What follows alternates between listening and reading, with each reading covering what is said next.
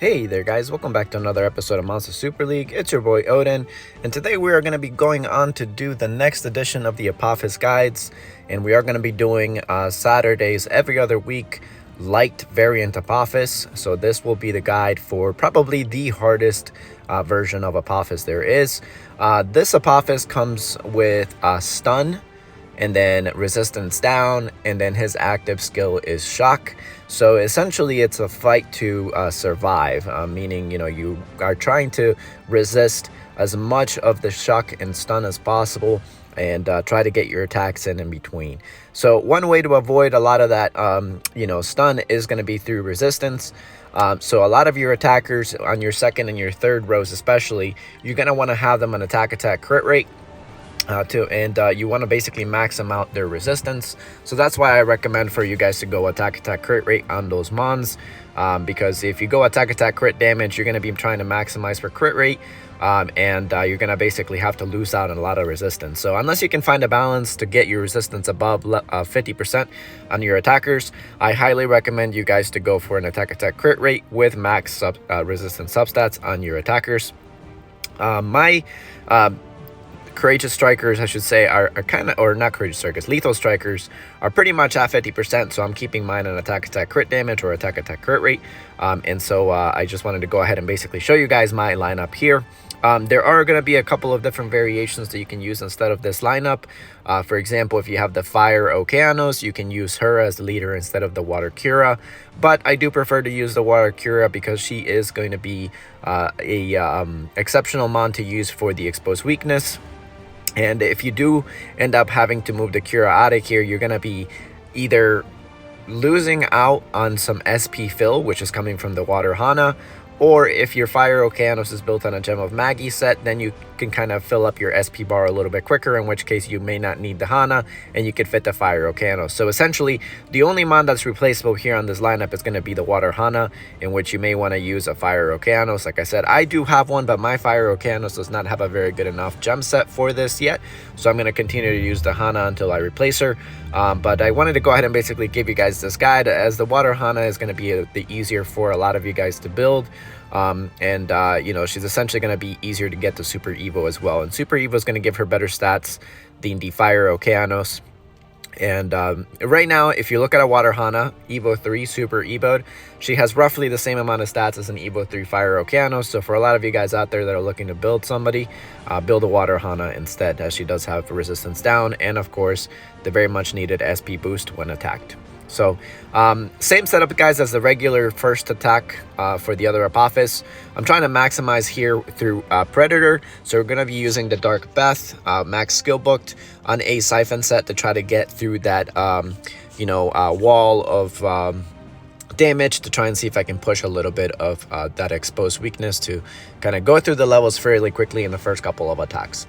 So the essential mons here are going to be somebody that grants you immunity. Like I said, the Fire Okeanos is really good for this. And then, of course, the Water Scheherazade.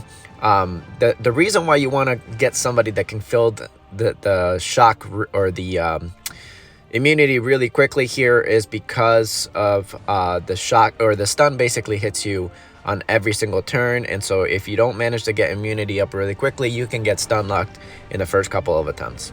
So somebody else that's really essential here is going to be somebody like the light Midsummer Miho. I happen to pull 3 during her Primo Festival, so I essentially am using her as my number 2 slot here. But in order, you essentially need immunity first, or 50% resist, and then you want to build your attackers on attack crit rate or attack crit damage if you can manage 50% resist. If you have the high relics and trinkets, you can definitely use those to offset some of that resistance. But for the majority of you guys, attack crit rate is going to be the best gem set. Like I said, so we're going to go ahead and basically just go here with this team. I did kind of put in place a lot of different setups here over the last couple weeks, and this seems to work out the best for me. When the Dark Beth dies and when the Colt dies, the Dark Venus will take over the Dark Colt spot, and then the Fire Wuchi will take over the Dark what's his name there, Dark Beth's turn. And I think I'm actually going to switch up a little bit here. Instead of the Fire or Wuchi. I think I want to use the dark. No, actually, I want to keep it that way. Let's go ahead and not do that, because I do want to use the dark Midsummer Miho to kind of kick in a little bit of extra damage once the water, what's her name, Water Scheherazade dies. So we'll go ahead and basically go with this one. Let me go ahead and select the normal, and we'll pick Evo 3, and then we'll basically pick up the Wuchi, which, if I remember right, I'm only using this top one here. And let's see, am I using the variant one? Yes, I am. So I need to select this one. There we go. Nope, it's gonna be this one. All right, so there we go. So 1, 2, and 3. All right, so let's go ahead and save that layout there, and we'll go ahead and basically go through this sword here. And as you guys will see, you know, once the Hana dies and once the Water Scheherazade dies, the light, what's her name, Cherry, is really, really good for here, as she'll do exposed weakness on that second turn. And then if we manage to get all the full SP bar up, she's gonna basically heal the team with defense up and provide that much needed exposed weakness. So, all right, so starting off pretty well. We'll see how much we can get to. Hopefully the Beth crits every turn, or at least every other turn, enough to get to where I need to be, you know, doing a little bit of damage every single turn. Unfortunately, the Colt did not die on that first turn, which is not very good, but I'm assuming that he's going to die on this next turn, which is okay, and that should give me at least one extra turn to get the immunity off when the Dark Venus does finally come up here. So, all right, so there goes the Colt, and that worked out pretty well, because now I'll have immunity ready in 2 turns when that side does get hit again.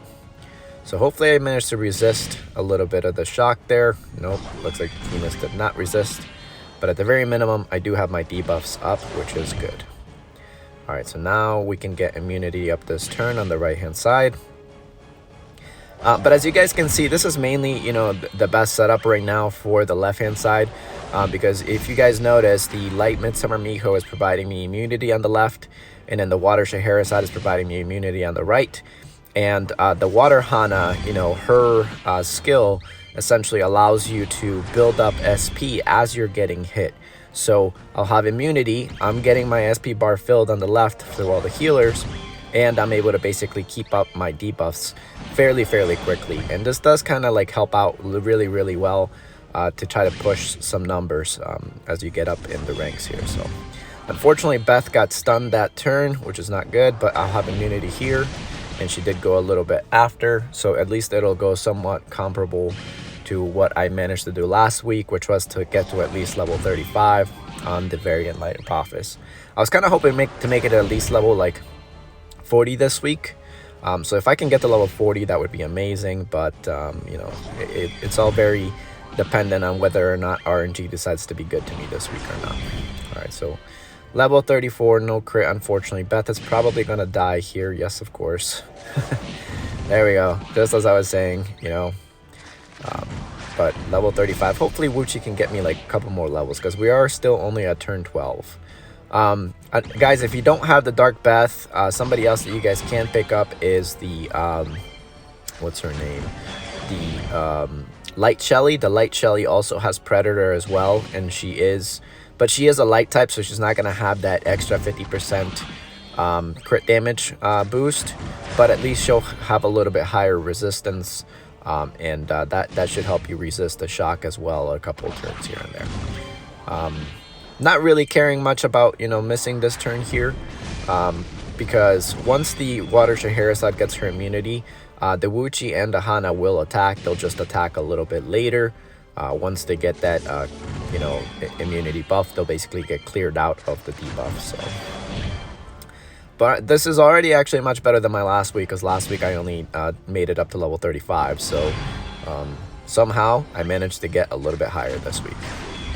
Wow, level 40. All right, this is good for me. Hopefully my second and third swords actually work out a little bit better, and I'm able to do a little bit more damage, because this is actually turning out to be a pretty good run for me. Much better than the last couple of weeks for sure. But anyways, guys, I hope these guys are helping you. Make sure you leave a like and subscribe to my channel if you're new.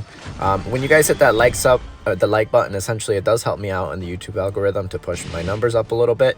And I noticed, like I said, that a bunch of people are basically not subscribed, and that's fine. You can do what you want. But if you do want to stay tuned and catch the latest guides that I do put out, it makes sense to just kind of subscribe and follow up. So. But all right, my first sword went pretty well, level 41. Wow, that's actually definitely a new record for me. As you guys can see on the right, I've only made it to level 78. That was my last record before I made these changes. So hopefully my second and my third teams kind of do make a little bit of a progress here. Let me go ahead and make sure that I change up my other Venus here. Which one was used? That one.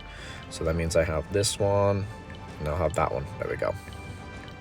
So let's go ahead and try team number 2. Team number 2, I am going to try to push for as much damage done as possible. Same setup as number 1, same attack order, I should say. And I basically put a couple more mons in here to basically try to push the damage quicker in the first couple of turns, because I noticed on the second sword, you really do want to push damage really early on, because the light Apophis has a lower attack than some of the other Apophis. But as soon as you get to like turn 10, the boss's attack really does kind of boost its way up really hard. So it does help when you try to basically use two damage dealers right away, kind of like how I'm doing right now. So my Dark Midsummer Miho here, she ended up getting immunity, so she's actually really good for this event because of that. And it does help me kind of last a couple more turns, and you guys will see here she will outlive the Fire Wuchi. And I probably shouldn't say that, but maybe today will be the day in which my RNG luck finally just caves in and he dies first, but hopefully not. Yeah, so in general, she does deal a little bit higher damage than my Fire Wuchi, although they're both on attack crit damage, and they are pretty solidly built, so they should be doing a decent amount of damage to this light Apophis here. Alright, no exposed weakness, but everything is going well. I'm already level 52, and this is probably one of my better runs the last couple of weeks, like I said. So. But anyways, guys, if you do have a better team, please let me know, or at least go on to the Discord and, let us know your teams, because, I don't see anybody else posting any of these videos on how to take on the Apophis, and it would be very helpful to a lot of the community to kind of know, like, what teams to build. As far as, like, progress goes, I think that a lot of clans could use this help, so I'm hoping that these videos do help out some people here and there to get a little bit better scores or higher scores, because essentially, I do want Monster Super League to be a super successful game. The game's been going on for like 6 years. It definitely needs changes here and there, but I do very much like what they've done when it comes to like the strategy and the game modes that they've created, etc.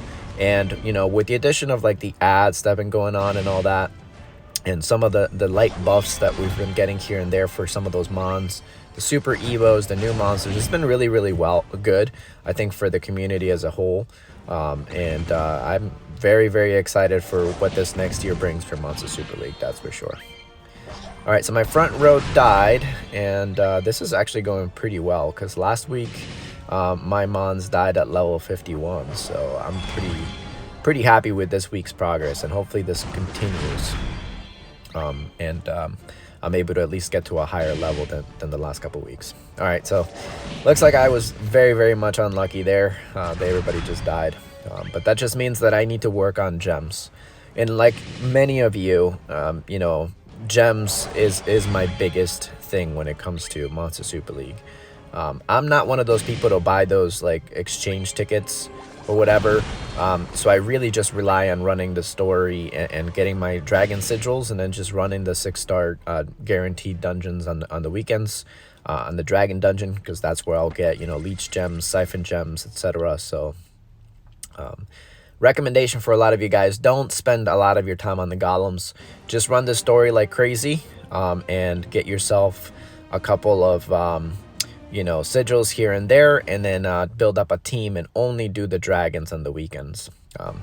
But that said, I am going to come up or update the gem guide, the gem farming guide, because I did have a couple of different things to add to those that definitely I feel like you guys will use to kind of help out with your teams and how to farm better gems to be as efficient as possible with your energy. So I'll be posting up some couple guides and some team compositions to help you guys complete those dungeons. So. All right, looks like my left side is now stunned, which is not good, because if my light Midsummer Miho gets stunned the next turn, I'm going to be in some trouble. All right, managed to get that off really lucky there with that turn, essentially skipping that side. So, all right, and now I got all my buffs up, so this is much better. But yeah, if I can make it past level 78 this week, I'll be very happy, because like I said, I've been stuck there for at least a couple of weeks now with RNG really being bad. And, you know, this is, like I said, the hardest Apophis, guys. Stun and shock and resistance down, it's very difficult to make it past the first couple of levels. Like I said, the Dark Beth is pretty much, you know, one of the better mons you can use to try to push through those lower levels as much as possible. And then if you guys are able to pull the Light Shelly, she's also a pretty good backup if you can't pull the Light Beth, or the Dark Beth, I should say. But all right, so it looks like we did manage to go past level 78 and now at 80, and I'm hoping I can live a couple more turns. Oh man, the boss is hitting just really hard now, so I'm probably gonna go to the back lane now on this next turn, because Hana did not get a heal, which means a couple of those the right hand side mons are gonna die now. But I think for next week I may maybe I'll add another healer to that back lane, because I think that I am going to need it, especially now that immunity is gone on the right hand side. I am most definitely going to need you know, another healer in the front there.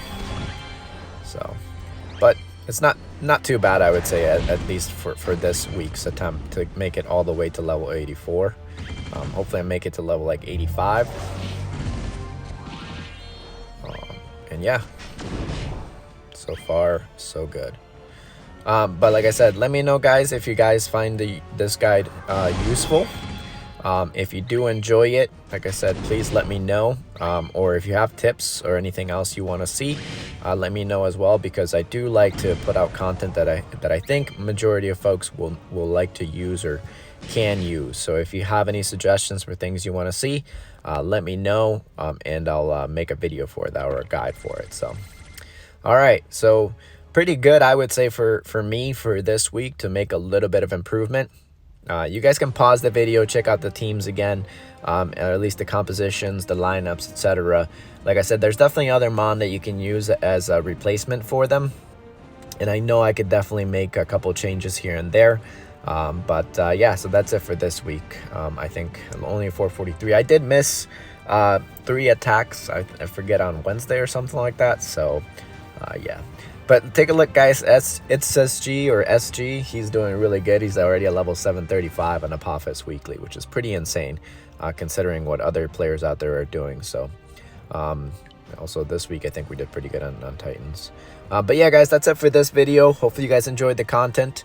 Let me know if you guys you know, enjoyed this, and if you guys you know, do like the guides, let me know what else you want me to create next. And with that said, I'll see you all on the next video. Take it easy, guys.